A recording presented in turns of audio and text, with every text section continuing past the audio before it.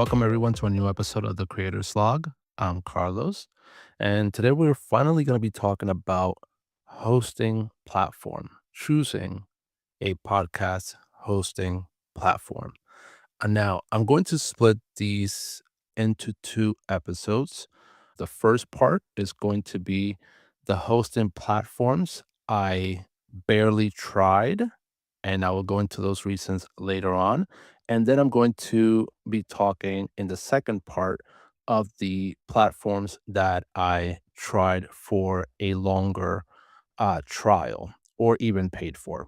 So today we're actually going to be talking about Spreaker, Podcastle, Castos, and Podbean.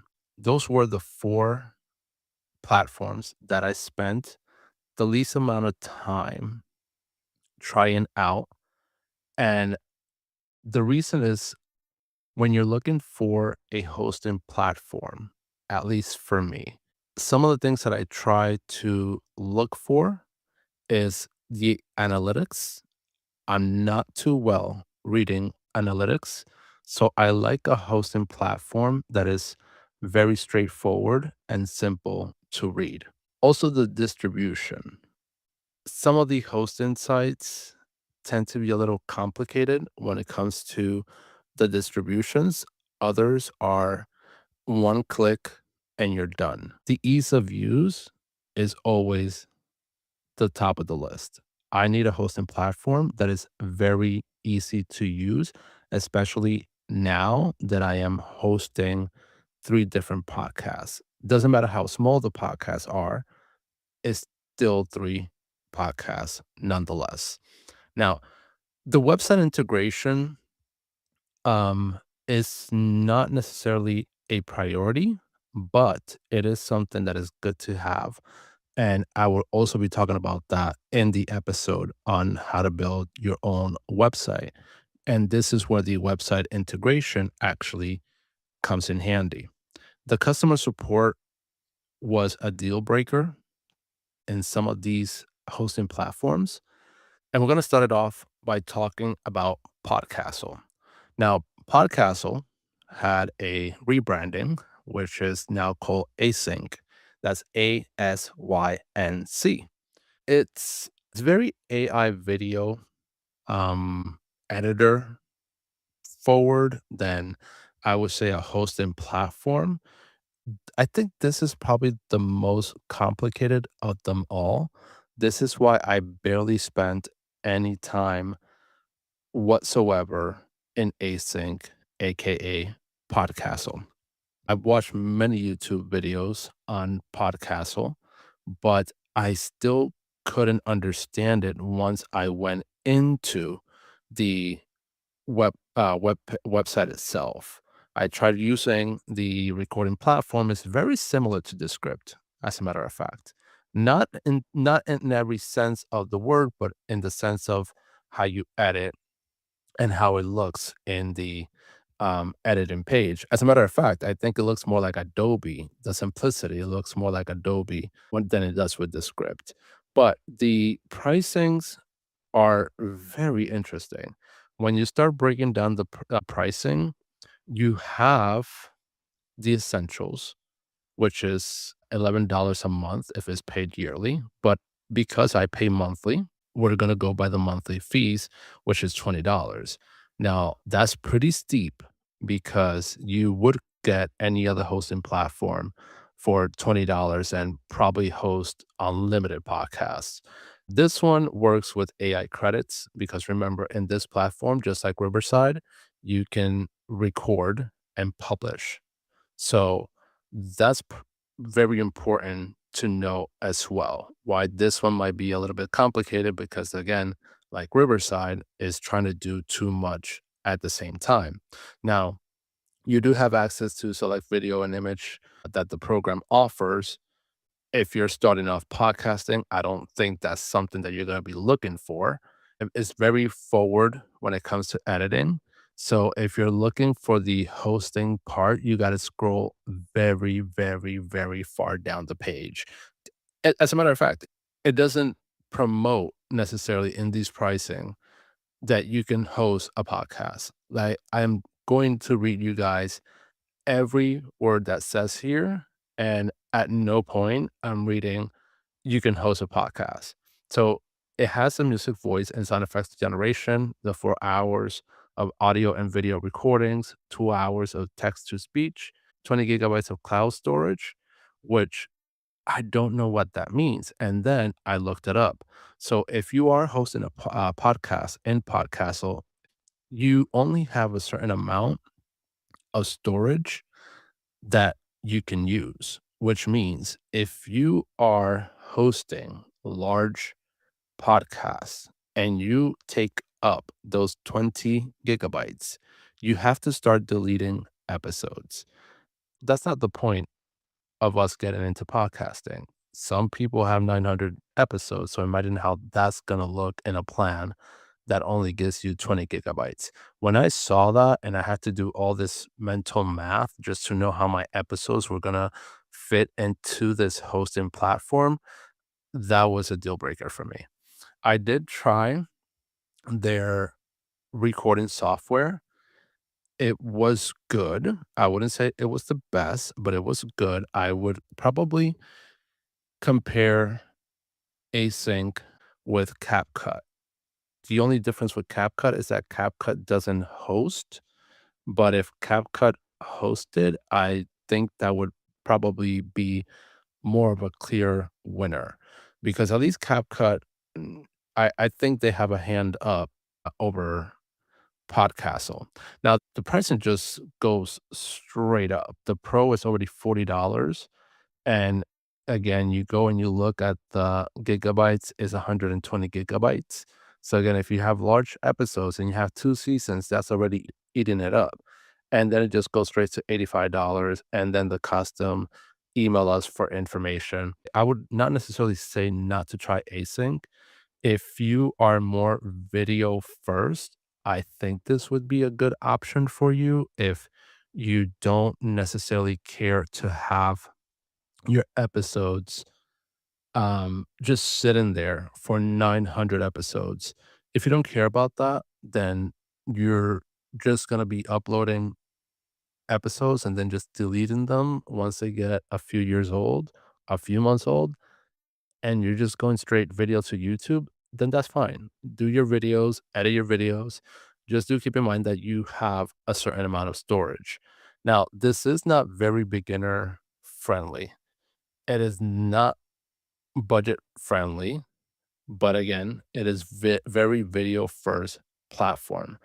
I don't think it focuses too much on the growth of your podcast. There are going to be other hosts that are much better on that.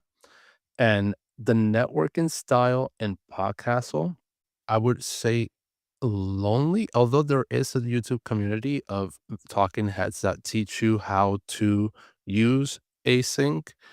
I wouldn't necessarily say that you are, guided necessarily, if you know what I mean. It's just there's the videos, learn how to do this on your own. On Riverside, you have people uploading videos every day, how they use Riverside. Same thing with the script. But when it comes to async, I really haven't had any chance to understand the program, understand the hosting platforms. I don't think of the many videos that I've seen from them, have I seen one that explained to me how those gigabytes work when it comes to hosting. I had to ask ChatGPT. So their customer service already is not necessarily the best. But moving on to Castos, Castos is probably the one that I am least familiar with because Castos only has a 14-day trial. Let's start with that. In 14 days, you still haven't chosen your podcast art, I'm sure, because it took me about a month.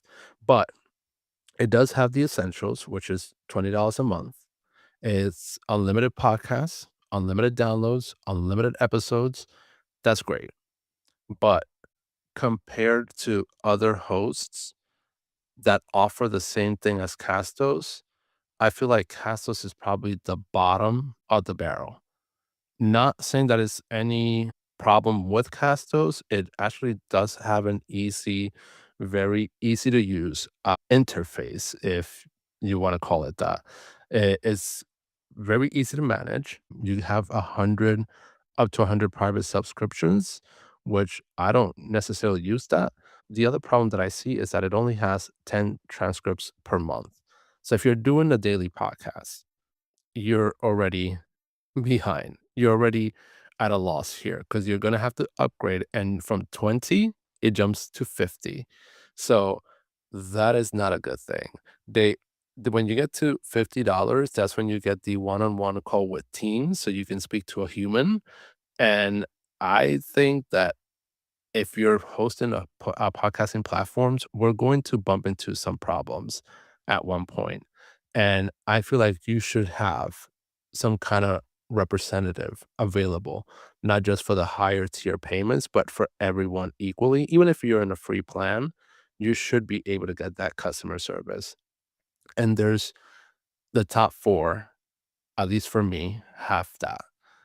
When you choose the growth platform, which is the one that is $50, there you're going to see the Castos mobile app for the private podcasting.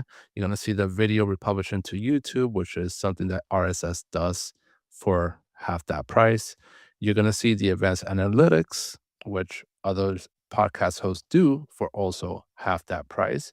And then you have the headliner audiogram integration, where you could do that easily as well with Adobe for $8 a month. So once you get to know different programs, you can kind of budget because again, if you're paying $20 extra for something that you can easily do in another hosting platforms, you can save yourself $15 by doing your audiograms with Adobe.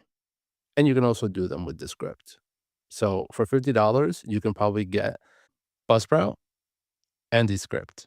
And you basically have that whole integration, that whole recording plus publishing.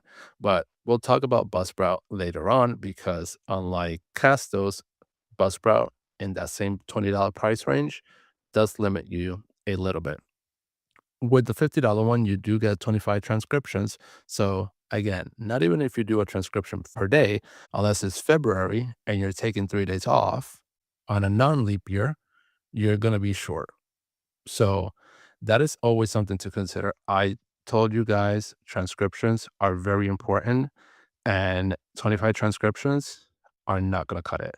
The other one, a $99, I'm not even going to touch it because if you're listening to this and you can afford $99, you should stop listening to this and start supporting my podcast by sending me $99. So I'm not even going to read that. It has the custom website. A lot of these hosts do. And it has automatic podcast transcriptions, which again is the 25 and the 10. Dynamic ads, that is something you should be looking for when it comes to your podcast hosting. And I'll explain why later. Then you get paid to podcast, which others kind of use it as value per value. You can get monetization from your host. There's other ways to make money depending on the host that you are using. You had the YouTube republishing, which RSS does for half the price of this, and the podcast analytics. Those are basically their features when you go into their website. There's not much that they're promoting when it comes to their product. And I didn't see why I should stick to that when the competitor, which I would say is probably Captivate, because I think Castos is also a British company. So if we're comparing British and British, I would rather go with Captivate than with Castos. So Castos is the bottom of the barrel when it comes to the more hosting platforms, and that's it. Not recording and hosting, just plain hosting. It doesn't necessarily focus on growth. That is something that if you're trying to build an empire with your podcast, if you want your podcast to be the main event and you just want to solely focus on that and grow it, I don't think this is going to cut it for you. I'm just going through the ones that I barely tried because one, they were either not friendly or two, there was way better competition out there. I'm not saying they're bad. I'm just saying they didn't work for me. But if you think in 14 days, you're going to have your first episode, your trailer, and you're going to be able to try the whole hosting site, then go ahead, try it out. I'll post the links below. But compared to that, Podbean is probably still a little bit more expensive because Podbean, I thought that you were able to at least host multiple podcasts within one subscription. And sadly, no. You have to pay per pod. That's basically what they call the podcast. So every time you plan a pod, you have to pay additionally. So you do get unlimited audio for $12 a month, but that's again if you're paying annually. So if we're doing it monthly, it's $17 a month. You get the audio podcast, you get 1 gigabyte uploads per month, which is around 16 hours. You get the unlimited total storage, you get unmetered bandwidth, 600 AI credits. And then the highlight features is the advanced podcast stats, custom podcast site, embed player, add marketplace, one-click distribution. Now, when you're jumping into the $39, now there you get the 2 audio or video podcasts. You get the 10 gigabytes upload a month, which is about 160 hours, which is not bad. It's not bad compared to probably Buzzsprout is not necessarily bad. You get the unlimited storage, unmetered bandwidth, 2,400 AI credits, and you get basically the same highlight features as the unlimited audio. Now you get into the network, which is you host unlimited audio, but that's $99. So if I was trying to do my 3 podcasts under Podbean, I would have to pay $99 just so you guys can hear me speak. That is a lot, especially if you are starting off. So I'm not gonna even read that because it's just more credits, more limited bandwidth, and well, actually, this one has 3 terabytes of bandwidth, which makes me wonder what unmetered bandwidth would be considered. So that is always an a slippery slope, to put it that way, because when it's unmetered bandwidth, is whatever they think you should be using at one point, and I don't like that because I'd rather you be straight with me and say, "You get this," than a word that you kinda hold against me depending on how you're feeling about how much space I'm taking. So, you're telling me if I'm unlimited, but now you're telling me unmetered bandwidth, I don't even know what unmetered means. So, be straight with me, and that is why Podbean was not a fit for me. Also, Podbean is probably the most complicated of the hosts. When I went into their main page to start uploading my podcast and stuff like that, I felt a little bit overwhelmed, maybe because I was already trying Buzzsprout before this, and Buzzsprout was so much easier.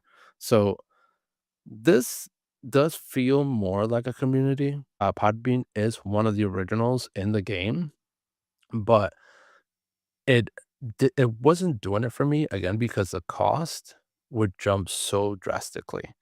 And to starting out, that was not something that I was considering. I wanted to try it for a while, and I I think they're about 14 days, if I'm not mistaken. I honestly I canceled it before my subscription was over, so I really don't know how long the free trial is, but I do believe it's about 14 days, probably 30, but no more than that. But Podbean is a good host. It does have a great name. It does have a great reputation.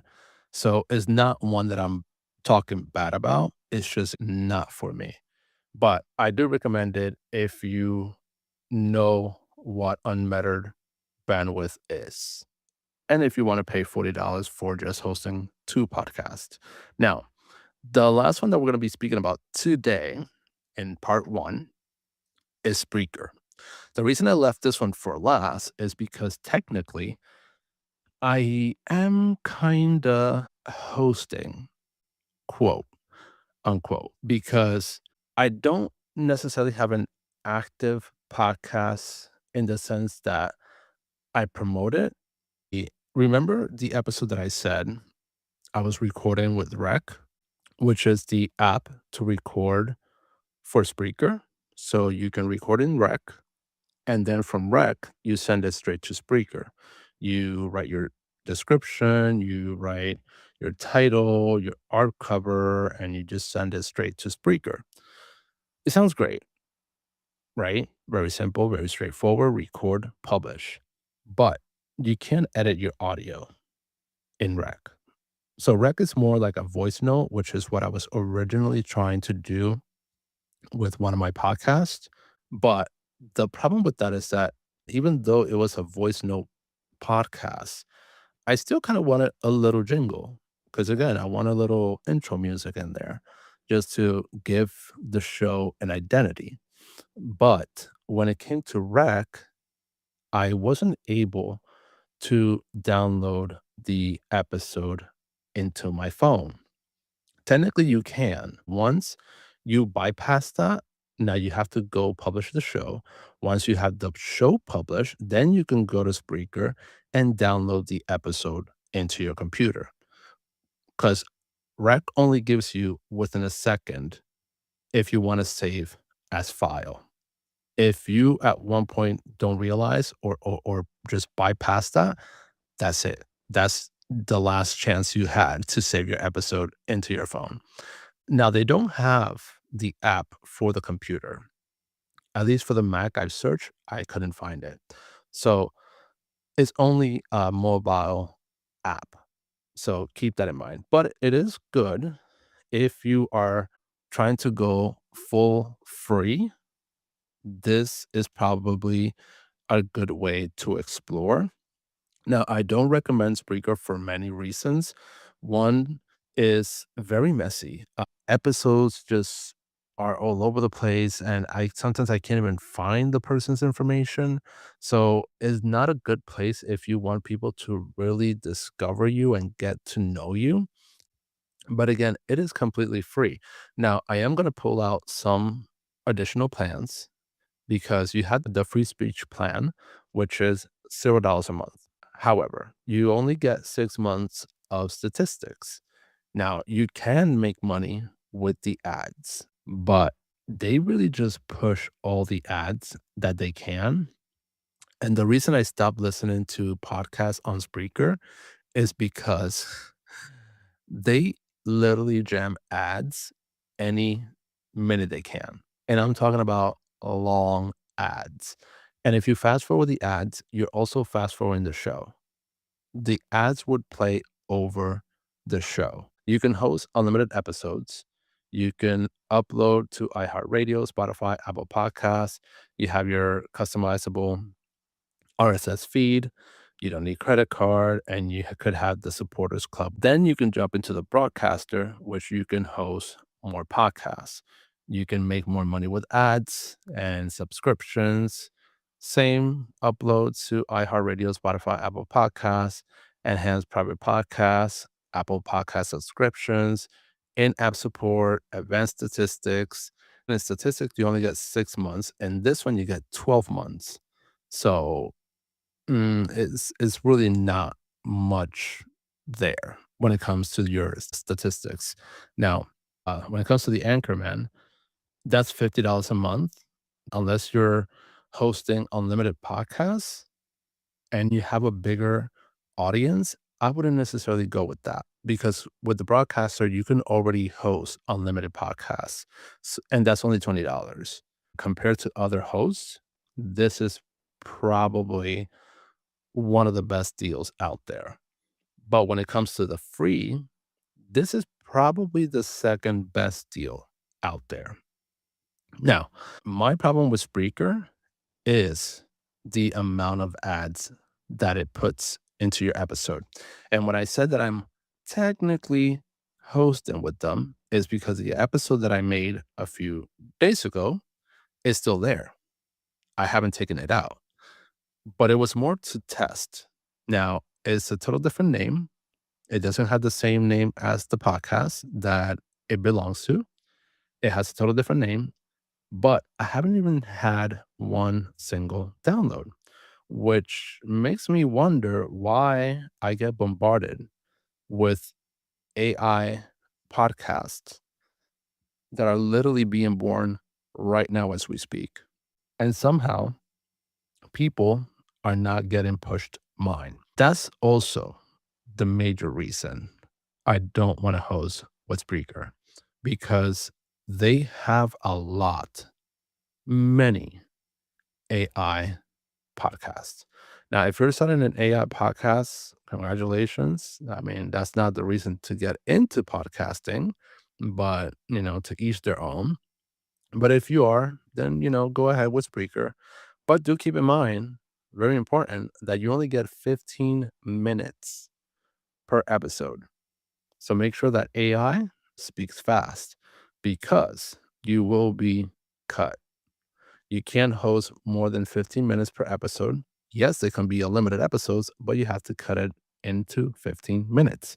And the Rec app gives you the countdown. So from those four, the ones that I consider that would be more beginner friendly would be Castos, then Podbean, then Spreaker, then Async. Even though Podbean was a little complicated for me, out of those four, it's still the least complicated. The budget wise, definitely Castos, definitely Spreaker. I would say Spreaker over Castos just because you can have a forever free plan with Spreaker. You only have a 14-day trial with Castos. Now, with your podcasting, obviously Podbean and Async.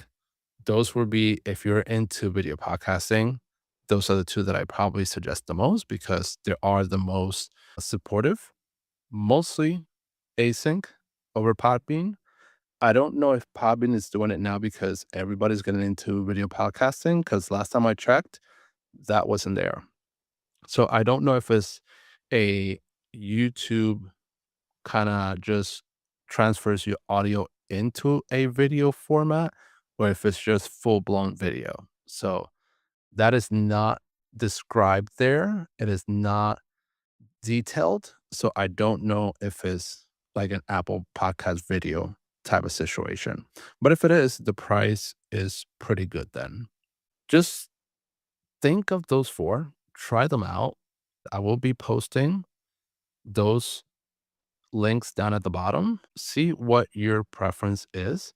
If you are looking to go video first, or if you're trying to go with audio first, if you're trying to go with just one podcast, or if you're trying to later build into a more network with different podcast types, just develop as you go.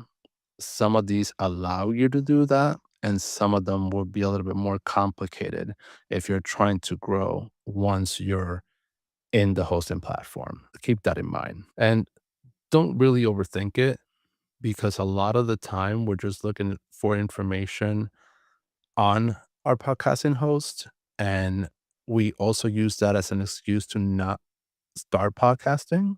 And that is part of the problem. If you want to start with a free plan, just go ahead, start with a free plan, have something ready.